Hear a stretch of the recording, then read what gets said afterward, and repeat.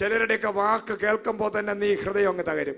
നിന്റെ ഭാര്യയുടെ വാക്ക് കേട്ട മതി, ഭർത്താവിന്റെ വാക്ക് കേട്ട്, നാട്ടുകാരുടെ വാക്ക് കേട്ട് തകർന്ന് മുറിഞ്ഞിരിക്കുന്ന ചിലരെ ദൈവം പറയാം, നീ തീരാനുള്ളവനല്ല, നീ തകർന്നിരിക്കേണ്ടവനല്ല, നീ ക്ഷീണിച്ചിരിക്കേണ്ടവനല്ല, നീ മടുത്തു പോകേണ്ടവനല്ല, മരിക്കേണ്ടവനല്ല. കാരണം അവരൊന്നുമല്ല നിന്നെ വിളിച്ചത്, ഇവരൊന്നുമല്ല നിന്നെ വിളിച്ചത്. നിന്റെ അകത്ത് കിടക്കുന്ന അഭിഷേകം ഇവർ തന്നതല്ല, നിന്റെ അനോയിന്റിങ് എവരുടേതല്ല. ഇസബേലല്ല നിനക്ക് ആഹാരം തരുന്നത്. ഏലിയാവേ, ഇസബേലാണോ നിനക്ക് ആഹാരം തരുന്നത്? ഞാനല്ലേ കെരീത്ത് തോട്ടിൽ കിടന്നപ്പോൾ പിന്നെ ഒരു കാക്കയച്ച് നിനക്ക് തന്നത്? ഞാനല്ലേ വിധവയുടെ ഭവനത്തിൽ അയച്ച് മരിക്കാനിരുന്ന വിധവയുടെ കുടുംബത്തെ കൂടെ വിടുവിക്കുന്ന രീതിയിൽ അവിടെ നിനക്ക് ഭക്ഷണം തന്നത്? ഞാനല്ലേ നിന്നെ വിളിച്ചത്?